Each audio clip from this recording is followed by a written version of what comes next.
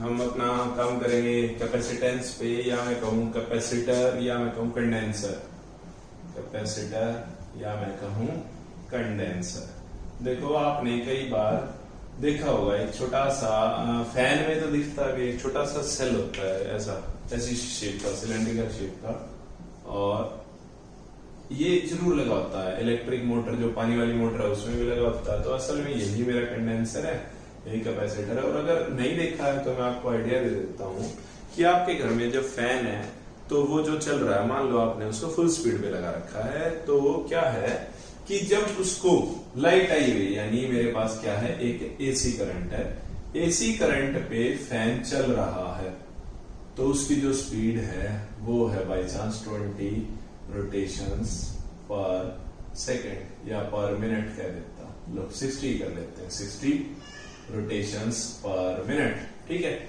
और हमारे घर पे वो जो पंखा वो ऐसे चल रहा है, बाई चांस उसी टाइम पावर कट हो गया तो हमारे पास आ गया डीसी करंट, है ना। डीसी करंट से जनरेट वापस आ तो हमारे पास एसी रहा है, क्या, क्योंकि हमारे घर क्या है, इन्वर्टर है।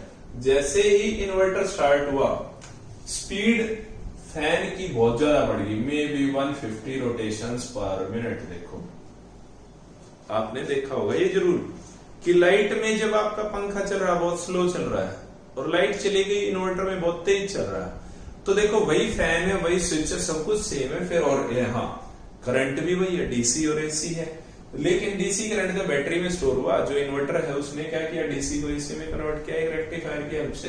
तो मैं यहां भी कहूंगा भाई एसी करंट है, यानी एक डायरेक्ट पावर से हमारा करंट रोटेशन कम थी। तो ये किस लिए होता है, फिर एक हम किसी इलेक्ट्रिशियन को बुलाते हैं, वो कहता है भाई आपका कंडेंसर खराब हो गया। क्या खराब हो गया, कंडेंसर। शुद्ध भाषा में कहते हैं कैपेसिटर खराब हो गया। कैपेसिटर खराब होने का रीजन क्या हुआ, ठीक है।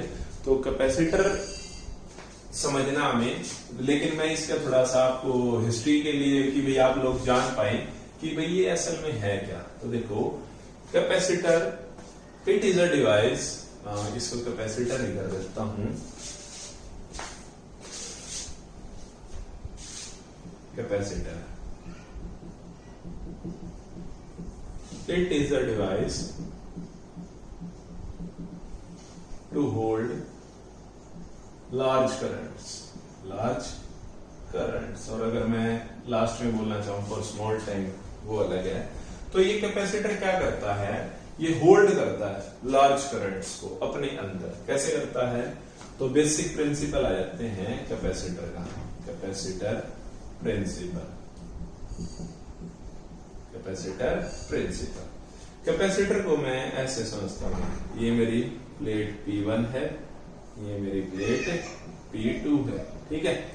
मैंने क्या किया, इसको इनके ऊपर चार्ज दे दिया था, पॉजिटिव, ठीक है। इस तरफ क्या होगा, नेगेटिव। ये क्या कि मैंने अभी फ्री है, मैं अब इसके पास बाय चांस 1 2 3 4 5, मान लो 5 कूलम का चार्ज था, इसके ऊपर 5 कूलम का चार्ज था। मेरे पास एक चार्जिंग रॉड या कंडक्टर है, मैंने इसको इससे टच किया और इसको इंक्रीज करने लगा, 5 15 515 7515, मैंने इसको चार्ज पैदा करता गया। तो यहाँ पर एक पोटेंशियल जनरेट होएगा, और ये जितने भी इलेक्ट्रॉन्स हैं ये किस पे भाग जाएंगे, मेरे इस प्लेट पे, है ना, इस प्लेट पे। अब यहाँ पर ये जो पोटेंशियल डिफरेंस जनरेट हुआ, क्यों, क्योंकि जब दो अलग अलग चार्जेस हो गए हैं, तो मैंने क्या किया, उसी टाइम एक शैतानी और कर दी, मैंने इसको अर्थ कर दिया, अर्थिंग यानी अर्थ से जोड़ दिया। तो सारे नेगेटिव चार्ज कहां भाग गए, इधर भाग गए, सारे नेगेटिव चार्ज अर्थ हो गए, न्यूट्रल हो गए। मैं इसको पॉजिटिव देता रहा, ये नेगेटिव इधर भेजता रहा, ये अर्थ होता रहा। तो इसका जो पोटेंशियल डिफरेंस था पहले कितना था, 5 कूलम, यानी इसमें कितना चार्ज था, 5 कूलम। अब क्या पता 5 × 10⁻22 हो रहा हो कूलम। देखो कितना चार्ज हमने बढ़ा दिया। तो इसने क्या किया, कुछ देर के लिए मेरा चार्ज को क्या कर लिया, स्टोर कर लिया, ठीक है। तो ये क्या मेरा प्रिंसिपल है कि भाई एक कैपेसिटर अपने चार्ज को कैसे डिफाइन करता है। अब इसी से हम इसका डेरिवेशन करते हैं। भाई जितना हमने चार्ज प्रोवाइड किया, यहां से इसको क्या प्रोवाइड कर रहे हैं, चार्ज। चार्ज प्रोवाइड करते हैं उतना ही ज्यादा पोटेंशियल डिफरेंस क्या हो रहा है, increase. We can say that charge is directly proportional to the potential difference between plate P1 and P2। तो Q is directly proportional to V, और जैसे ही प्रोपोर्शनलिटी साइन हटाते हैं तो इज इक्वल टू में कन्वर्ट करता हूं तो मेरे पास एक वर्ड आ जाता है C। This is capacitance, this is capacitance. जैसे V is equal to IR था ना, सॉरी IR क्यों कर रहा हूं, V is directly proportional to I, तो V is equal to IR। R क्या था, रेजिस्टेंस, ये क्या थी उसकी प्रॉपर्टी थी। ऐसे ही यहाँ पर C क्या है, उसकी एक प्रॉपर्टी है, वो C क्या है, कैपेसिटेंस। तो ये कैपेसिटेंस क्या है, एक प्रॉपर्टी। तो Q is equal to CV, ये मेरा रिलेशन है। अब SI यूनिट निकालते हैं CV की, कैपेसिटेंस की SI यूनिट निकालनी है ना। तो हमारे पास रिलेशन जनरेट हुआ Q is equal to CV, C is equal to Q by V, Q by V। ये मेरी क्या है, रेशियो, ये क्या है, कैपेसिटेंस, चार्ज एंड, तो चार्ज का SI यूनिट क्या होती है, कूलम्स, है ना, अपॉन में वोल्ट, वोल्ट की क्या होती है, जो पोटेंशियल डिफरेंस है उसकी क्या होती है, वोल्ट। तो SI यूनिट ऑफ कैपेसिटर क्या होगी बेटा, SI यूनिट ऑफ कैपेसिटर क्या होगी है, कूलम्स पर वोल्ट, या मैं कहूं CV-1, CV-1। 3 डायमेंशनल फॉर्मूला आप डेराइव करेंगे, ठीक है। अब देखो ये क्या था, हमारे पास कैपेसिटी थी। अब जो हमारे पास कंडेंसर है उसको देखते हैं कि वो क्या क्या होता है। कैपेसिटर होता है वो किस शेप का हो सकता है। देखो अभी तक हमने की भाई उसकी कैपेसिटी है, ये कैपेसिटी क्या है, capacity of capacitor, it is the ability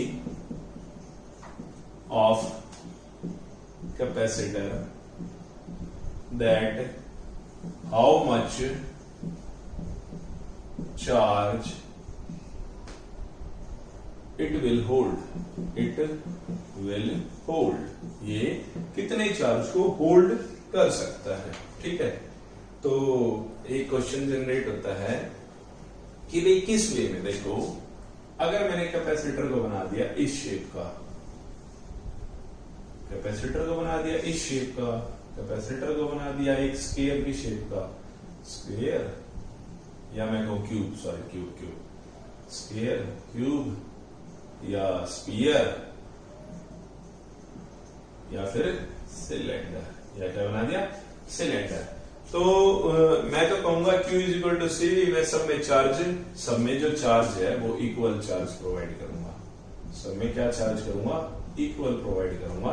तो मुझे ये पता होना चाहिए कि भाई मेरे पास कौन सी शेप में ज्यादा चार्ज होल्ड करेगा वो, तो मैं फिर वही प्रेफर करूंगा ना। मुझे वर्क डन क्या चाहिए, या मेरे को आउटपुट एफिशिएंसी क्या चाहिए, मैक्सिमम एफिशिएंसी के लिए आउटपुट मैक्सिमम होना चाहिए। तो आउटपुट जिसमें मुझे ज्यादा मिलेगा मैं कहूंगा कि उसी की कैपेसिटी ज्यादा है। तो सबसे पहले हम करेंगे स्फीयर, कि भाई स्फीयर कितना होल्ड करता है, फिर करेंगे सिलेंड्रिकल, वैसे आपके सिलेबस में है नहीं लेकिन फिर भी हम 2 मिनट के लिए रिलेशन को फाइंड कर लेंगे, ठीक है।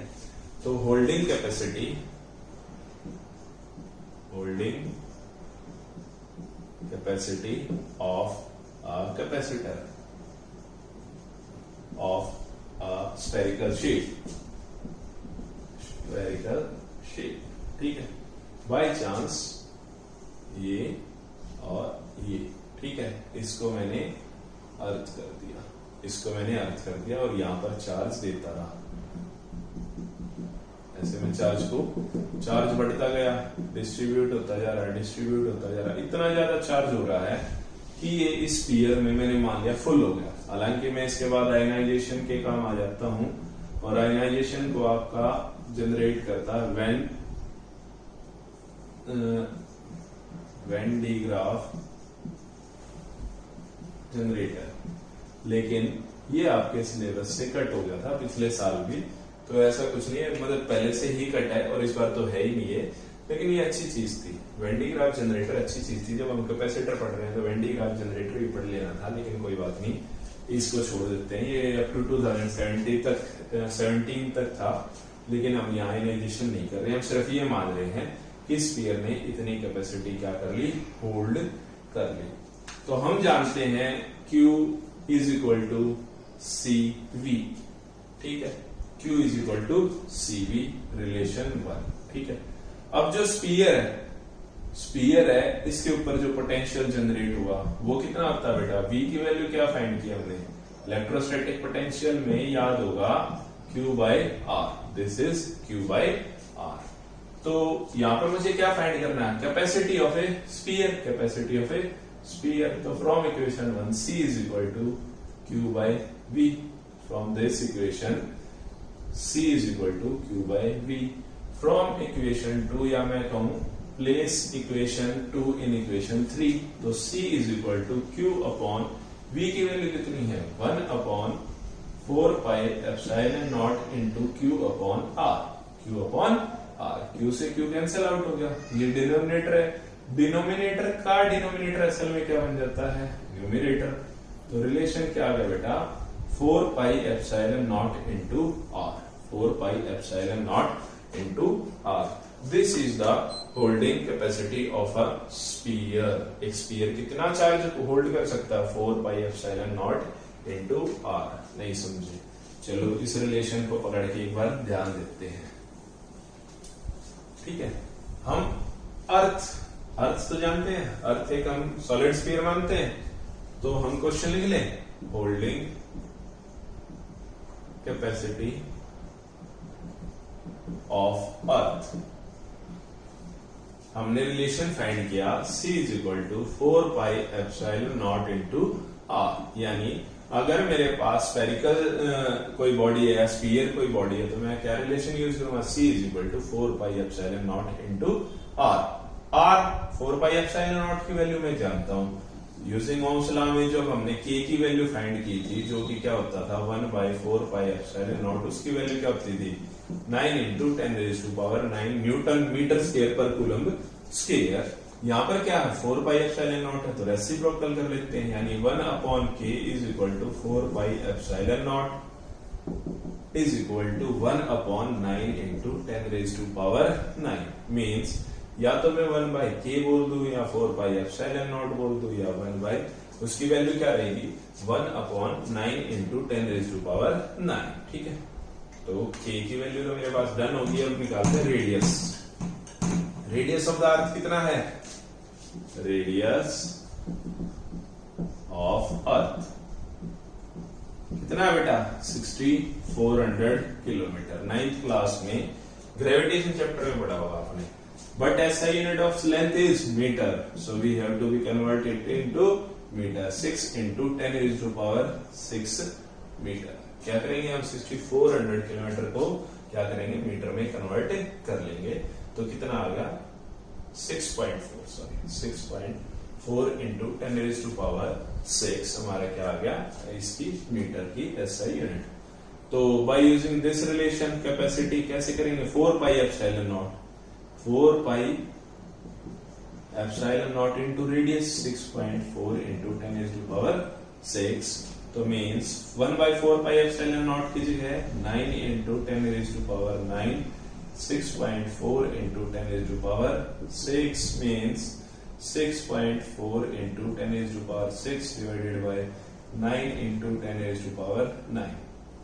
तो इनको सॉल्व करते हैं तो मेरे पास आंसर आता है 6.4, और इसको डिवाइड करते हैं तो पॉइंट यहाँ एक और हट जाता है, तो यहाँ पावर बढ़ जाती है 10। अभी सॉल्व कर लेते हैं एक बार 10, ठीक है, यहाँ हो गया 6।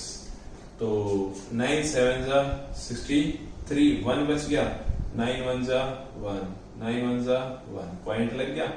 तो यहाँ आ गया इंटू 10⁶, और इस कितना रह गया 3, तो कितना आ गया 711 माइक्रो, सॉरी इंक्रीज हो गया, तो कितना हो गया 7.11। अब 7.11 इंटू 10⁻³ लिखें, या 71156 हो गया ना, 4 सॉरी 10 और 6 में कितने का रिलेशन है, 4 का। तो 4 का गैप था, पॉइंट हटा दिया तो 3 का गैप और बढ़ गया, 6 हो गया है। तो इसको क्या लिख दूंगा, 711 माइक्रोफैरेड। तो holding capacity, charge holding capacity of the earth is 711 microfarad. 711 microfarad तक वो क्या कर सकती है, चार्ज को होल्ड कर सकती है, because its radius is 6400 kilometre. ठीक है बेटा, कल हम करेंगे holding capacity of parallel plate capacitor. उसके बाद हमारा टॉपिक या चैप्टर खत्म हो जाएगा।